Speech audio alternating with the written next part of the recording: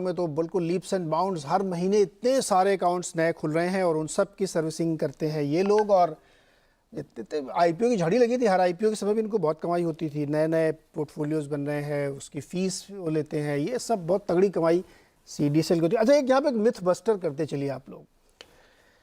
2020 और 2022 के बीच में बहुत बड़ी रैली स्टॉक्स में देखने को मिली।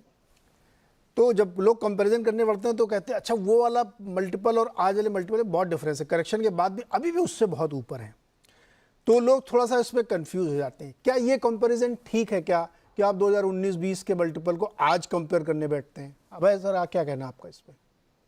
नहीं, देखिए, ये कंपैरिजन ठीक नहीं है, क्योंकि जो कंपैरिजन लोग करते हैं वो 50 स्टॉक का एक मॉडल पोर्टफोलियो है जिसको हम निफ्टी कहते हैं। और निफ्टी एक तरह से एक मॉडल पोर्टफोलियो है।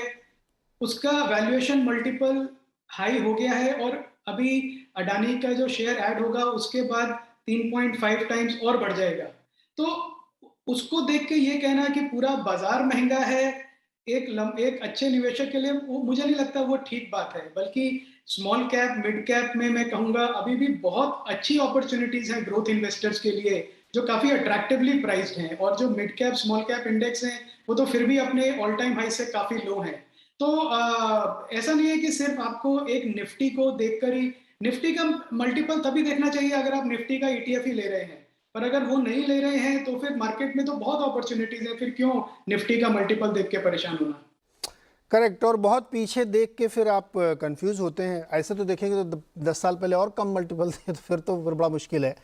इस वक्त देखिए और अर्निंग देखिए कि कितना है, कैश फ्लो किस तरीके का है, उस हिसाब से आपको ये राय करनी चाहिए। ऐसे छोटे छोटे मिथ का जो है हम लोग निवारण करते हुए चलेंगे। कुंज, आपका पहला स्टॉक कौन सा है? जी हाँ, तो मैं सर्विस इंडस्ट्री से हटते हुए थोड़ा सा मैन्युफैक्चरिंग साइड पे आता हूँ, क्योंकि मुझे लगता है कि इंडिया की ग्रोथ में मैन्युफैक्चरिंग सेक्टर का आने वाले 3 से 5 साल में बहुत कंट्रीब्यूशन रहेगा। और उसमें एक बहुत पॉपुलर सेक्टर ऑलरेडी है केमिकल्स में, सेक्टर्स में से जो जो ऑलरेडी चल रहा है। मैंने एसआरएफ लिमिटेड आज इन्वेस्टमेंट रिकमेंडेशन के लिए पिक किया है। स्टॉक हाई में 2850-60 का था, अभी मार्केट के करेक्शन की वजह से और अदरवाइज अच्छा है, 10% करेक्शन से 2550-60 रुपए के आसपास मिल रहा है। बाजार अगर नीचे आएगा तो हो सकता है और भी नीचे मिल जाए। और करीब करीब 75-76 हजार करोड़ का मार्केट कैपिटलाइजेशन है, काफी अच्छा इंस्टीट्यूशनल इंटरेस्ट है, शेयर होल्डिंग है एफआईआईज की भी और डोमेस्टिक की भी। और कंपनी हाई ग्रोथ सेक्टर्स में है। इनफैक्ट अभी कुछ दिन पहले ही कंपनी के मैनेजमेंट ने एनालिस्ट मीट की थी और उसमें अपने ग्रोथ प्लान्स को भी बताया था और उसमें कैपिटल इन्वेस्टमेंट का प्लान भी बताया था जिसमें वो कैपेसिटी बढ़ा रहे हैं। तो नेट नेट बहुत ज्यादा डिटेल फाइनेंशियल में नहीं जाते हुए, थोड़ा सा वैल्यूएशन पे हमेशा से कॉस्टली रहा है और अभी के 2550-60 के आसपास के भाव पे फॉरवर्ड पी आप क्या ग्रोथ पकड़ते हैं उसके हिसाब से 26-27 टाइम आता है। ग्रोथ मेरे ख्याल से ज्यादा आएगी तो थोड़ा पी कम भी लगेगा। तो ये एक इन्वेस्टमेंट अपॉर्चुनिटी है जो मुझे लगता है मीडियम टर्म में अच्छा रिटर्न इन्वेस्टर्स को दे सकती है। बाजार करेक्ट होता है तो और भी नीचे में शेयर मिल सकता है। तो एसआरएफ है कुंज का अगला शेयर जहां पे ये आप ले सकते हैं। और इसमें उनका मानना है कि जिस तरीके से कैपेक्स हो रहा है आगे, वो काफ़ी बेहतरीन ग्रोथ की अपॉर्चुनिटी देखा, और जैसे जैसे आगे बढ़ेगा तो शायद आपको वैल्यूएशंस और कंफर्ट यहाँ पे दिखते रहें, तो यहाँ पे आप खरीदारी कर सकते हैं। गुरमीत, आपने क्या चुना है पहला शेयर?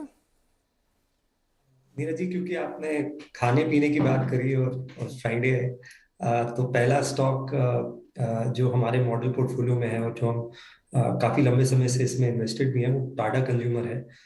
तो हमने एक स्टडी के कुछ आंकड़े देखे कि हमारा जो कुकिंग टाइम है वो करीबन 16 घंटे से 11-12 घंटे रह गया है इंडिया में, जो हफ्ते का है। वेस्ट में ये सिर्फ 6 आवर्स है, 6 घंटे है। तो ना ही हम तो किचन में भी हम कम टाइम स्पेंड कर रहे हैं और हम अप स्पेंडिंग और अप कुकिंग भी कर रहे हैं, मतलब हम ब्रांडेड फूड की तरफ जा रहे हैं। तो आपने देखो, अब जैसे आप टी को देखेंगे, टी का मार्केट 28,000 करोड़ का मार्केट है, 70% ऑर्गेनाइज्ड है। कॉफी का मार्केट भी लगभग 26,000 करोड़ का है, इंडिया की बात कर रहा हूँ, और इसमें 85% शेयर इंस्टेंट कॉफी का है। तो यहाँ पे टाटा कंज्यूमर का क्लियर लीडरशिप है। सॉल्ट में उन्होंने इनफैक्ट मार्केट से 3.5% गेन किया है और एक उनका हाई ग्रोथ पोर्टफोलियो है। तो अगर आप पल्सेस देखेंगे, फॉर एग्जांपल, ये चना, उड़द दाल, ये 1.5 लाख करोड़ का मार्केट है और इसमें सिर्फ 10-12 हजार करोड़ ऑर्गेनाइज्ड है, मतलब 90-95% अनऑर्गेनाइज्ड है। सिमिलरली आप पल्सेस देखेंगे तो 80% अनऑर्गेनाइज्ड है, लगभग 25-30 हजार करोड़ का मार्केट है। हमारे स्नैक्स जो मार्केट, अगर आप कन्फेक्शनरी हटा दें तो 75,000 करोड़ का मार्केट है। काफी, तो काफी नई कैटेगरीज में ये तो अपने कोर पोर्टफोलियो में अच्छा कर रहे हैं, जिसमें टी, कॉफी, सॉल्ट है, और हाई ग्रोथ पोर्टफोलियो में वेंचर कर रहे हैं। टाटा संपन्न में वो पल्सेस, स्पाइसेस और काफी सारे ड्राई फ्रूट्स वगैरह में एंटर कर चुके हैं। फिर वो रेडी टू ईट सेगमेंट में उनका एक ब्रांड है टाटा क्यू, उससे कर रहे हैं।